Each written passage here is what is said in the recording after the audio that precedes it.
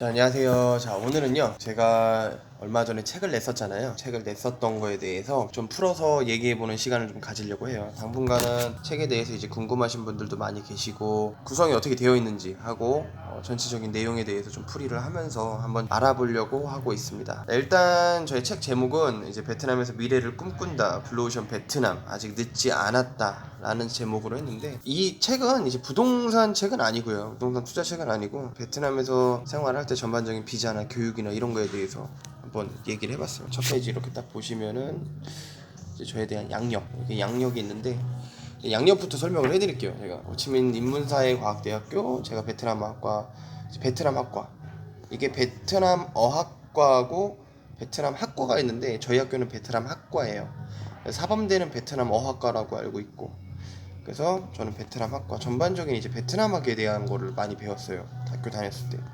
뭐 2학년 2학기쯤 되면은 이제 뭐 막스 레닌 주의 사상이나 이런 철학이나 이런 것들도 베트남어로 배우고요. 그리고 뭐 한 1학년 1학기 2학기하고 2학년 1학기 때까지는 보통 기본적인 이제 독해, 쓰기, 말하기, 듣기 이런 것들 위주로 배워요. 이제 그 이후로부터는 이제 베트남 분들하고 같이 수업을 듣는 경우도 있고 아닌 경우도 있고요. 그러니까 저 때부터는 거의 베트남 분들하고 수업을 듣는 경우는 진짜 거의 없었어요. 거의. 자, 외국인 최초 베트남 공인중개사 취득 이라고 되어 있죠. 자, 외국인 최초. 좋죠. 외국인 최초 맞습니다. 외국인 최초 맞는데, 이게 사실 이제야 고백하는 거지만, 네. 뭐 저번에도 제가 말씀드렸지만 한번 말씀을 드렸어요. 외국인으로서 제가 시험을 봤을 때 그게 첫 해였어요. 그래서 베트남 사람이고 외국인이고 최초가 된 거예요.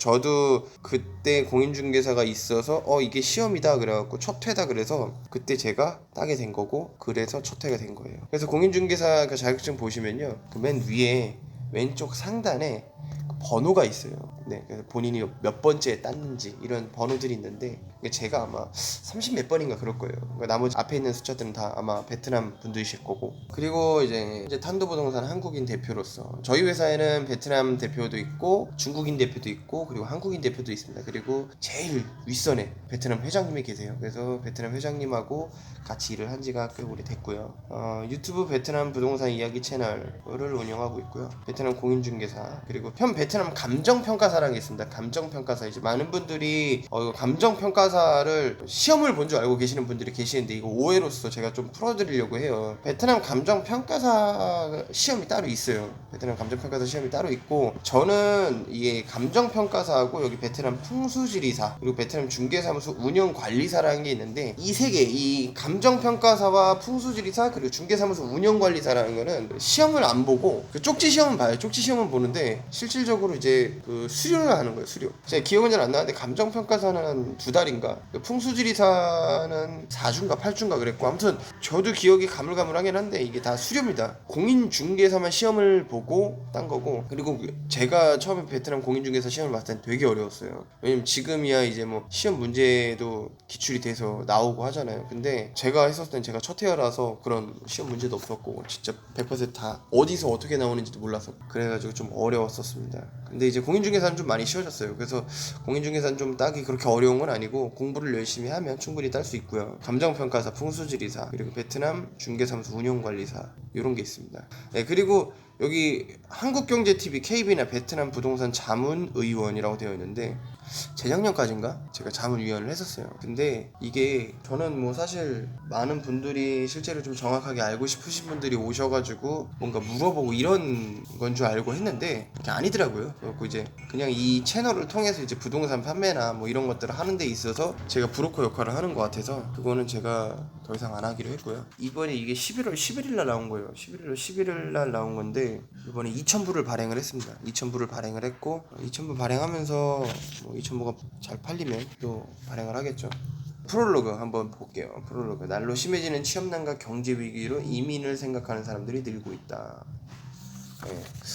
한국에서 살기 어려우신 분들 위주로 만든 거예요. 실제로 나 같은 사람들, 한국에서 솔직히 한국에서 그렇게 뭔가 엄청나게 뭐 돈이 많고 뭐 공부를 잘해서 좋은 대학을 가고 그런 상황은 아니었어요. 근데 열심히 해가지고 기회가 있는 곳에서 그 기회를 잡을 수 있다는 거를 좀 생각을 해봤고요. 그래서 베트남에 와가지고 하게 됐습니다. 저는 베트남 온 지 13년 정도 됐고요. 현재 저희 가족만 여기서 이제 15명입니다. 15명. 저희 가족 부모님도 계시고요. 제 친동생도 있고 저희 와이프와 저희 자녀 그리고 또 저희 외삼촌네도 있고요. 그리고 저희 고모네도 있고요. 되게 많아요 여기. 뭐 저희가 자리를 잡고 하나둘씩 오긴 하셨는데 와가지고 그분들도 여기서 그런 게 있어요.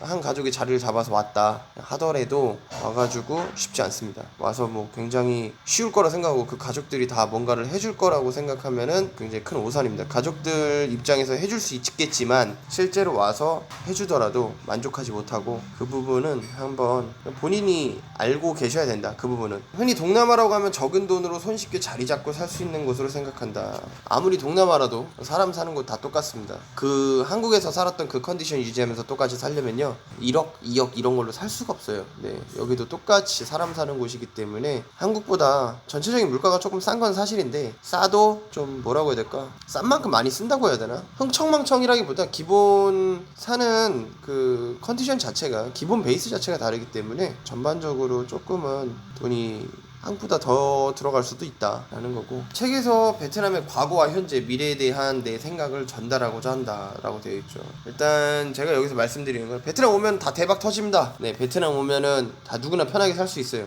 이게 아니에요. 오히려 베트남이라는 나라 자체가 굉장히 어렵고요. 왔었을 때 제가 여기서 13년 동안 살면서 개인적으로 이 사람은 좀 사귀어도 괜찮겠다 하는 사람들이 몇몇 기준들이 있어요. 물론 그 기준들이 다 맞는 건 아니지만 최소한 여기서 한 3년은 사셔야 돼요. 3년은.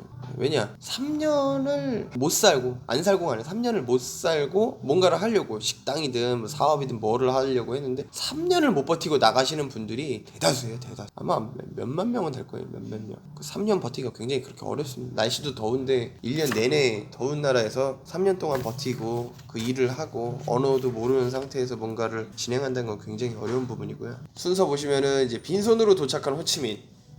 네, 제가 베트남에 어떻게 오게 됐는지, 그리고 베트남에 실제로 왔었을 때 어떻게 생활을 했는지 적혀 있고요. 그리고 베트남은 어떤 나라다, 제가 봤었을 때의 관점, 뭔가 역사 속의 배경이나 이런 부분들도 있지만 한국의 역사와 비슷한 부분도 있고, 그리고 실제로 한국에서의 옛날에 돌아갔었던 그런 스타일, 한국에서 옛날에 막 영어만 잘하면은 막 좀 발전할 수 있었고 높은 자리에서 뭔가 위치에서 뭔가 호령할 수 있었고 했었던 그 시절, 그때처럼 베트남도 지금 그때다 라는 걸 좀 설명을 했고요. 실제로 이제 베트남에 정착한 이민자 이야기라고 해갖고 제가 하나씩 넣었어요. 이 베트남에 정착한 이민자들이 실제로 어떻게 살아왔었는지. 네, 저번에 제 영상에 나왔었던 그 아구찜, 제 친구 아구찜 했었던 그 친구 있잖아요. 그 친구도 이 책에 들어갔고, 그리고 탕탕탕이라고 품명의 보신탕집이 있는데 그 보신탕집 사장님이 어떻게 여기서 자리를 잡고 사셨는지 그런 부분들도 넣어놨습니다. 그리고 이제 베트남 이민에 대해서, 베트남에 오려면 어떻게 해야 되는지, 뭐 꼭 베트남에 그 이민이라고 해서 영주권 받고 시민권 받고 이런 게 아니고, 베트남에서 왔었을 때 베트남 공부는 어떻게 해야 되고 실제로 베트남 생활이나 이런 부분에 대해서도 어떻게 해야 되는지. 그냥 뭐 마트 가고 슈퍼에서 물건 사고 이런 것들은 잘 안 썼어요. 그런 거는 이제 누구나 할 수 있는 거니까. 근데 이제 대중교통이나 뭐 의료 서비스, 교육이나 이런 거에 대해서, 비자 문제 이런 부분에 대해서 제가 아는 범위 내에서 써봤고요. 그리고 실제로 이제 영주권이나 뭐 시민권이나 이런 게 어떻게 취득이 가능한지 그런 것들도 써봤고, 그리고 한국에서 이제 제주도나 뭐 국제학교를 아이를 보내시는 분들이 많이 계시잖아요. 국제학교 보내시다가 이제 자녀 교육을 위해 가고 베트남에 오시는 분들이 많이 계세요 지금. 근데 특히 뭐 이제 12년 특례 이거 많이 생각하시는데, 12년 특례에 대해서 조금 뭐 엄청 구체적으로 쓰진 않았어요 제가. 왜냐하면은 이 12년 특례랑 이 3년 특례, 이 특례 자체가 굉장히 파고들려면 엄청나게 파고들 수 있는 그 디테일한 영역이거든요. 그냥 뭐 12년 산다고 해서 되는 게 아니라 12년을 어떻게 살았냐, 부모님이 여기 계시냐 없냐, 어느 학교를 어떻게 다녔냐에 따라서 다 다른 거기 때문에 이 12년 특례에 대해서는 가볍게 제가 아주 맛보기로만 다뤄봤어요. 제가 이걸로 또 한번 조만간에 책을 한번 내도록 할게요. 이 범죄 예방, 실제로 어떤 일이 있었는지, 그리고 어떤 사건 사고가 있는지 이런 것들 제가 한번 해봤고요. 얼마 전에 베트남에서 살인 사건이 또 났어요. 또 살인 사건이 났어요. 뭐 토막 살인 사건이라 그래가지고 베트남 사람이 목이 잘려서 죽은 그런 사건 사고가 있었습니다. 여기가 그런 일들이 흔하진 않아요. 흔하진 않은데 가끔 일어나는 일들인데 그걸 뭔가 좀 부풀려갖고 얘기하거나 그런 경우도 있는데 그럴 생각은 없고요. 그런 일들도 있었다. 1년에 한 번 정도는 살인 사건이 나는 것 같긴 해요. 이번엔 베트남 사람이었는데 아무튼 한국인들 사이에서 뭔가 사건 사고들이 있긴 해요. 뭔가 살인 사건이라기보다 항상 사건 사고. 챕터 6. 베트남에서 뭘 해먹고 살까? 베트남 장밋빛 미래만 생각하면 안 된다. 포스트 차이나 발전 가능성만 바라보지 말자. 자, 이게 포스트 차이나, 그러니까 뭐 중국에서처럼 옛날에 성공했었던 것처럼 베트남 굉장히 만만하게 생각하고 오시는 분들이 계신데 중국도 만만하지 않았어요. 제가 옛날에 중국에서 천진에 있었을 때 잠깐 천진에 있었는데 저는 베트남이라는 나라 굉장히 어렵다고 생각을 하고 있고요. 베트남이라는 나라 자체가 그렇게 쉬운 나라가 아니에요. 제가 봤을 때 쉬우면 누구나 다 성공했겠죠. 현실적으로 말씀드릴게요. 한 1000명 기준으로 성공했다 하시는 분들은 본인 입으로 성공했다 하시는 분들은 1명이라고 보시면 됩니다. 남들도 성공했다 하면서 본인 입으로 성공했다 하시는 분들은 딱 1명. 그리고 1000명 중에 한 100명? 100명 정도는 그냥 이제 자리 잡고 밥 먹고 사시는 정도? 나머지 분들은 거의 뭐 망한다기보단 망했다고 표현하기보다는 뭘 할 수가 없어요. 하려고 했다가 안 되는 경우도 있고, 그리고 뭐 뒤통수 맞는 경우도 있고, 그리고 하고 싶어도 뭐 그러니까 원래 계획했었던 것처럼 안 되는 경우도 많고, 베트남어를 아예 배울 생각도 안 하시고 그런 분들도 많이 계시고요. 그리고 이제 베트남에서 일자리를 어떻게 잡아야 될까 이런 거에 대해서 한번 써봤습니다. 챕터 7에 이제 부동산 얘기가 잠깐 나와요. 부동산은 어떻게 투자를 해야 될까? 이게 부동산은 사실 이제 제 영상 보시면 영상이 조금 더 자세하게 나와 있을 거예요. 책으로 다 표현을 못한 것들도 있고 하기 때문에 영상으로 되어 있는 것들도 조금 더 생각을 하셔야 된다. 자, 이렇습니다. 그래서 지금부터는 요 7개의 챕터, 이 책을 기반으로 제가 한번 설명을 할 거고요. 가까운 서점에 뭐 교보문고나 영품문고에 보시면은 매대에 다 올려놨습니다. 그리고 예스24, 알라딘, 그리고 네이버 등등등 보시면은 다 나와 있어요.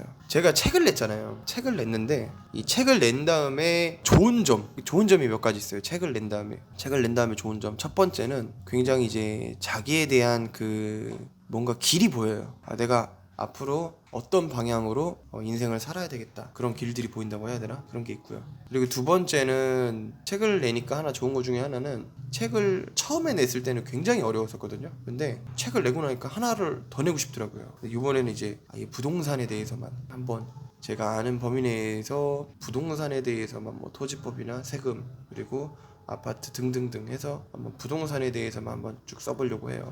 부동산 투자에 대해서만. 그리고 그게 이제 두 번째 책을 내는 계기가 되겠죠. 세 번째는 또 뭐가 있냐면, 책을 내니까 바로 네이버 인물 검색에 올라가요. 그래서 베트남 김효성이라고만 쳐도 그 인물 검색에 뜨더라고요. 그래서 너무 신기했어요. 그게 있더라고요. 저는 이 책을 이제 책 내고 나서 제가 베트남에서 그동안 이 책이 나오기 위해 굉장히 힘써주셨던 많은 분들한테, 그리고 제 주변 지인한테 이 책을 사가지고 선물로 드리는데, 사실 이게 베트남 되게 좁거든요. 그래갖고 언제든지 보실 수 있어요. 그러니까 전화하면은 효성아 그러면은 딱 만나서 볼 수도 있고 하는데, 사인을 그렇게 해달래요. 사인을. 네, 그래서 제가 이 책 나오고 나서 사인을 제일 많이 해봤습니다. 저자 사인하고 멘트들 있잖아요. 감사합니다 이런 것들. 네, 너무 재밌었고, 그리고 또 책을 딱 쓰니까 전문가가 되려면 책을 써야 되는 것 같아요. 책을 쓰는 사람이 전문가가 아니라, 전문가가 책을 쓰는 게 아니라 책을 쓴 사람이 전문가가 되는 것 같아요. 왜냐하면은 제가 이런 걸 어디서 느꼈냐면, 제가 전문가라고 그 얘기를 하는 게 아니라 이 책을 쓰면서 많은 정보들을 수집을 했을 거 아니에요.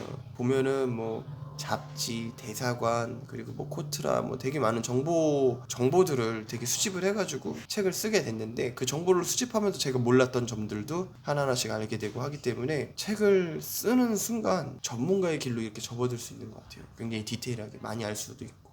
그래서 여러분들도 책을 쓸 수 있으면 한 번 정도는 책을 써보는 게 굉장히 좋다라고 하는 거고요. 저는 처음에 책을 쓸 때 이제 출판사에서 먼저 프로포즈를 받았어요. 그래서 책을 써주세요라고 하길래, 그래서 제가 무슨 책을 쓰겠습니까 했는데, 막상 이제 책을 쓰기로 하고 많은 고민 끝에 실제로 내가 아는 부분에 대해서 뭐 일반인들도 많이 알았으면 좋겠다 해가지고 책을 쓰게 됐고요. 그 책을 쓰면서 굉장히 많은 것을 느꼈고, 그리고 많은 분들이 정말 도움을 많이 주셨고요. 그리고 책이 나오면서 좀 더 솔직하고 좀 더 정직하게 그리고 좀 더 디테일한 부분을 앞으로도 손님들한테 얘기를 해줘야 되겠다라는 부분이 좀 더 많이 생긴 것 같아요. 예전보다도. 자, 아무튼 자 오늘은요 제가 이렇게 책에 대해서 얘기를 해봤는데 앞으로 당분간은 이 책에 대해서 책 홍보도 할 겸 7개의 챕터로 해가지고 나눠서 구성된 이 책에 대해서 한번 설명을 해보겠습니다. 자, 오늘 영상도 끝까지 봐주셔서 너무나도 감사하고요. 구독과 좋아요 부탁드리겠습니다. 감사합니다.